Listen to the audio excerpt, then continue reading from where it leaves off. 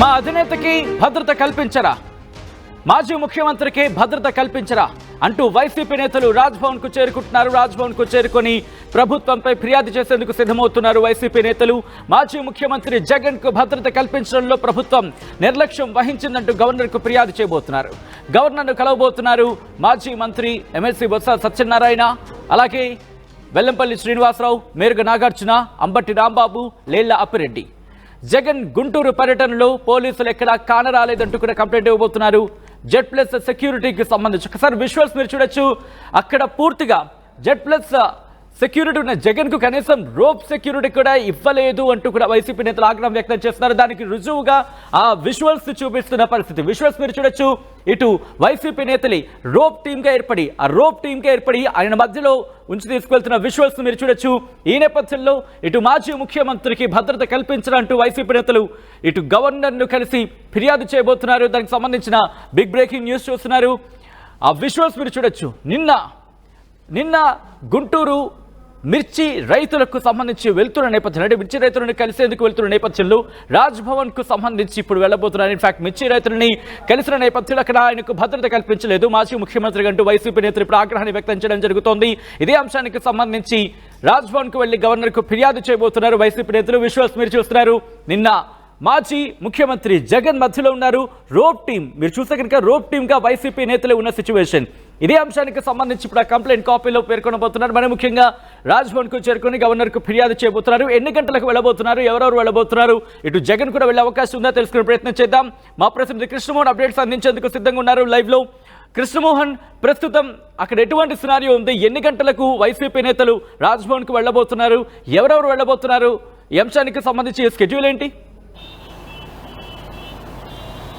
Yes Sathyan, మొత్తం మీద అయితే నిన్న మొన్న అంటే ముందు రోజు వంశీని కలవడానికి జగన్మోహన్ రెడ్డి విజయవాడ పర్యటనలో కావచ్చు, మరోవైపు నిన్న మిర్చి రైతులను కలవడానికి మాజీ ముఖ్యమంత్రి జగన్మోహన్ రెడ్డి పర్యటనలో పెద్ద ఎత్తున పోలీసులు అక్కడికి ఉండాల్సిన పరిస్థితి అయితే ఉంది. కానీ అక్కడ ఒక్కరు కూడా పోలీసులు కనపడలేదు అనేది ఇప్పుడు వైసీపీ నేతలు ఆరోపిస్తున్నారు. ప్రధానంగా గుంటూరు మిర్చి యార్డుకి సమీపంలో ఒక మాజీ ముఖ్యమంత్రి వస్తుంటే కనీసం పోలీసులు సహకరించలేదు, అక్కడ పోలీసులు ఎవరు కూడా సెక్యూరిటీగా కూడా ఉండలేదు అనేది వాళ్ళు ప్రధాన ఆరోపణ. కేవలంగా పోలీసులు జగన్మోహన్ రెడ్డి వాహనానికి అక్కడ ప్రతిపక్ష నేతగా ఉన్న లేదు మాజీ ముఖ్యమంత్రి హోదాలో ఉన్న వ్యక్తిగా అయినా సరే అతనికి రోప్ పార్టీ ఉండాలి, పోలీసులు కొంత అక్కడ చుట్టుపక్కల కొంత పోలీస్ సెక్యూరిటీ కల్పించాల్సిన అవసరమైతే ఉంది. కానీ ఒక్క పోలీసు కూడా అక్కడ లేకపోవడంతో మనం చూస్తున్నట్టుగా అక్కడున్న జగన్ అభిమానులే అక్కడ పూర్తిగా కూడా ఆయనకే రోప్ పార్టీని ఏర్పాటు చేసి జగన్ అభిమానులు ఇతర వైసీపీ నేతలు అందరూ కూడా పూర్తిగా అతన్ని దగ్గరుండి మిర్చి యార్డులోకి తీసుకెళ్లే ప్రయత్నం చేశారు. ఈ విజువల్ ఇప్పుడు పెద్ద ఇష్యూగా మారబోతుంది. ఈ నేపథ్యంలోనే మరోవైపు కేవలం కార్యకర్తలే కాదు నాయకులు కూడా, ఒకవైపు అప్పిరెడ్డి, తర్వాత మరోవైపు తలసరి రఘురాం, మరోవైపు మాచర్ల మాజీ ఎమ్మెల్యే పిన్నెల రామకృష్ణారెడ్డి, మరోవైపు కొడాలి నాని లాంటి వ్యక్తులు కూడా జగన్ కాన్వాయ్కి, జగన్ ఉన్న వాహనానికి చుట్టూ ఒక రక్షణ గోడగా నిలబడి వాళ్లే మిర్చి యార్డ్లోకి తీసుకువెళ్ళే ప్రయత్నం చేశారు. సో ఇటువంటి సిచ్యువేషన్, ఇటువంటి పరిస్థితులు కనీసం స్థానికంగా అతనికి అందాల్సిన సెక్యూరిటీ, అతనికి అంటే ఒక మాజీ ముఖ్యమంత్రి హోదాలో ఎంతవరకు ప్రభుత్వం ఒక రక్షణ కల్పించాలో ఆ రక్షణ కూడా కల్పించలేదు అనేది ఇప్పుడు అంబటి రాంబాబు లాంటి వ్యక్తులు చాలా సీరియస్గా మాట్లాడుతున్న పరిస్థితి. ఆ నేపథ్యంలోనే వాళ్ళు ఈరోజు గవర్నర్ని కలవబోతున్నారు. మాజీ మంత్రి, ప్రస్తుత ఎమ్మెల్సీ, ఇతర సీనియర్ నేతలు అందరూ కూడా ఇక్కడికి వస్తున్న పరిస్థితి అయితే ఉంది. ఇతర దాదాపుగా 7-8 మంది నేతలు సుమారు 11 గంటల ప్రాంతంలో ఇక్కడికి బేసిక్గా గవర్నర్ దగ్గరికి రాబోతున్నారు, రాజ్భవన్కి రాబోతున్నారు. అక్కడ కలిసి వీళ్ళకి ఫిర్యాదు చేసే పరిస్థితి అయితే ఉంది. మాజీ మంత్రులు దాదాపుగా ఇక్కడ చేరుకునే ప్రయత్నం అయితే చేస్తున్నారు.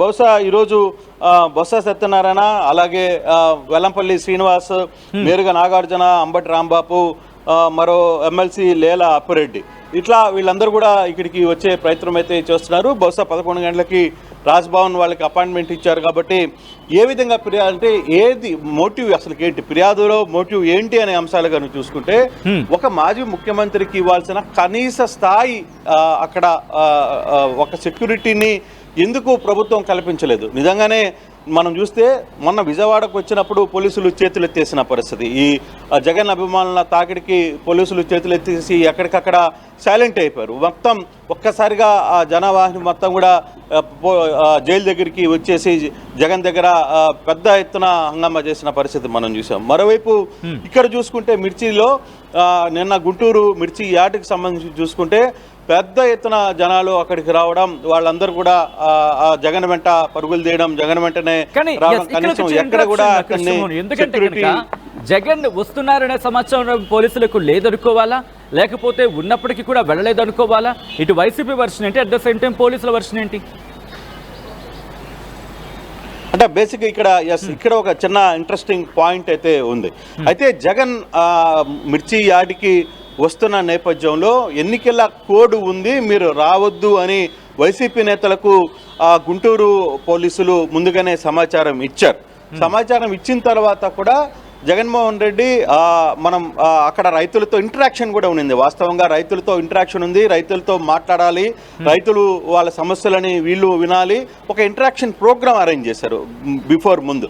కానీ కోడ్ ఉన్న నేపథ్యంలో జగన్మోహన్ రెడ్డి ఆ ఇంటరాక్షన్ ప్రోగ్రామ్ని, రైతులతో ఇంటరాక్షను తర్వాత దాని మీద ఉన్న ఒక అరగంట ప్రోగ్రామ్ని దాన్ని ఎత్తేసి యాజ్ పర్ షెడ్యూల్గా నేరుగా ఆయన గుంటూరు మిర్చి యార్డ్లోకి రావడం, అక్కడ రైతులతో సాదాసీదాగా మాట్లాడి తిరిగి వెళ్ళిపోయే ప్రయత్నం, మీడియాని మాట్లాడి వెళ్ళిపోయే ప్రయత్నం అయితే చేశారు. ఈ నేపథ్యంలోనే అక్కడ పూర్తిగా కూడా పోలీసులు కూడా నిన్న కేసు కూడా నమోదు చేసిన పరిస్థితి. అంటే ఎలక్షన్ కోడ్ని ఉల్లంఘించారు అనే నేపథ్యంలోనే నిన్న కేసును కూడా నమోదు చేసి మొదటికి ముద్దాయిగా వైఎస్ జగన్మోహన్ రెడ్డి, రెండవది తలసరి రఘురాం, మూడవది లేళ్ల అప్పారెడ్డి, కొడాలి నాని, అంబటి రాంబాబు, పిన్నెల్లి రామకృష్ణారెడ్డి, కవిత కావేటి మనోహర్, వేణుగోపాల్ రెడ్డి, పేర్ని నాని, ఇట్లా 9 మంది పేరు మీద కేసును నమోదు చేసిన పరిస్థితి అయితే చూసాం. అయితే పేర్ని నాని నిన్న గుంటూరుకి రాలేదు. మరి పేర్ని నాని పేరు పోలీసులు ఎందుకు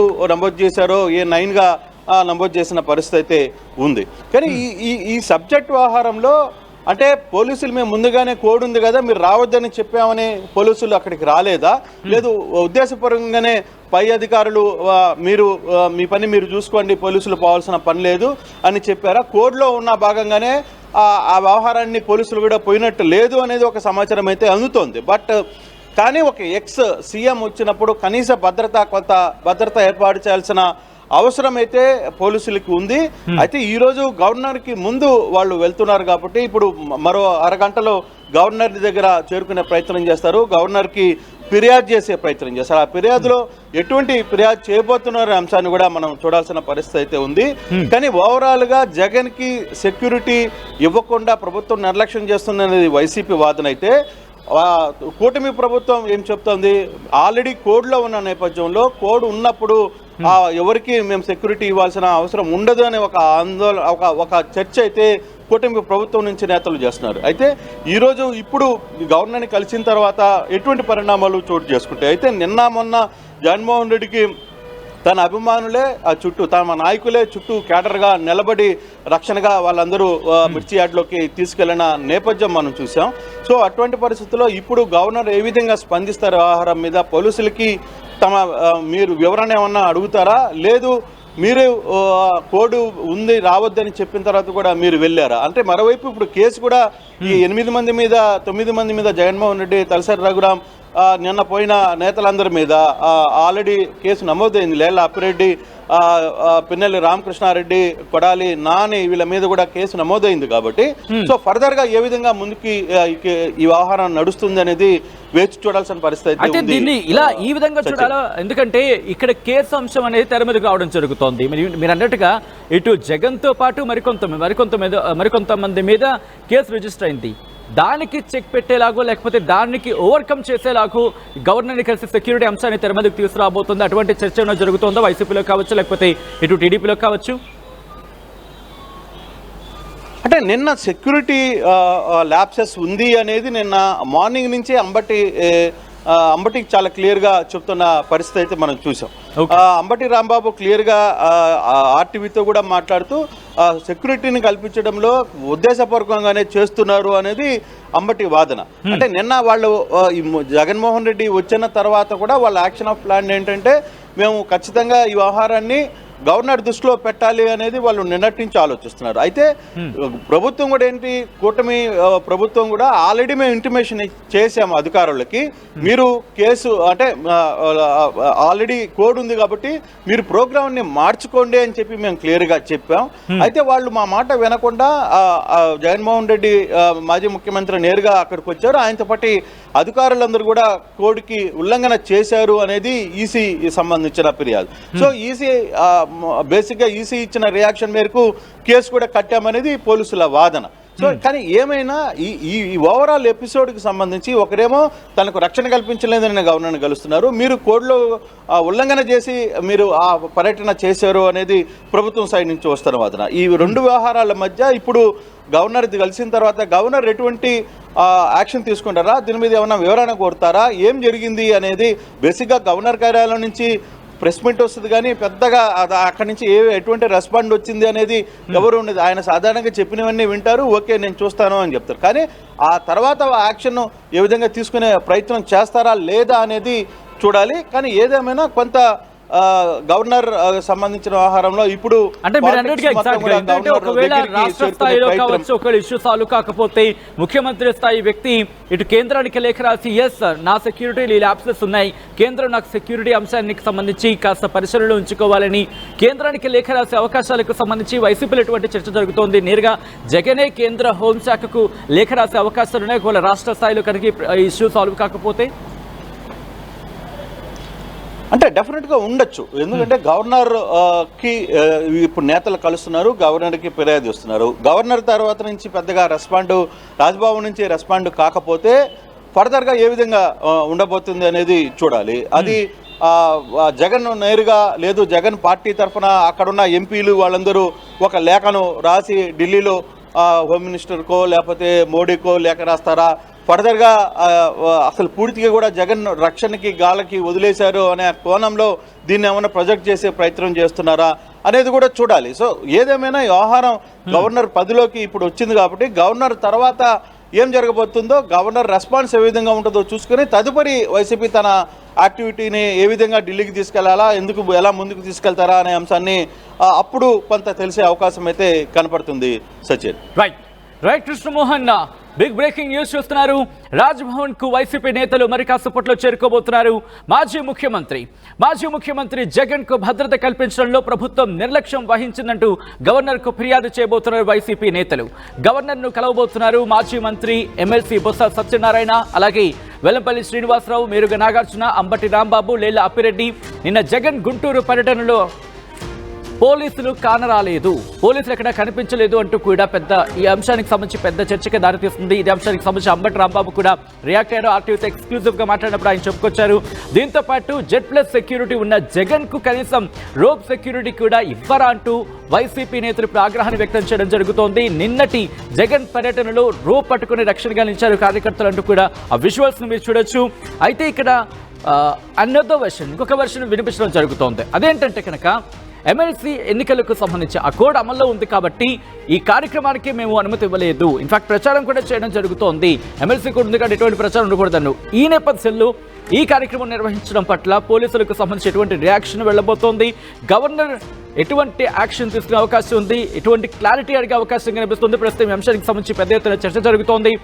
ఆ తర్వాత ఇటు వైసీపీ ఏం చేయబోతుంది, కూటమి ప్రభుత్వం ఎటువంటి రెస్పాన్స్ ఇవ్వబోతోంది, ఈ అంశానికి సంబంధించినది ఆసక్తికర చర్చ జరుగుతోంది. ఆర్టీవీ యాప్ వార్తల్ని క్షణాల్లో చదివే అవకాశం ఉంటుంది. ఒక న్యూస్ పేపర్, ఒక టెలివిజన్ ఛానల్ మీ చేతుల్లో ఎప్పుడూ ఉంటాయి.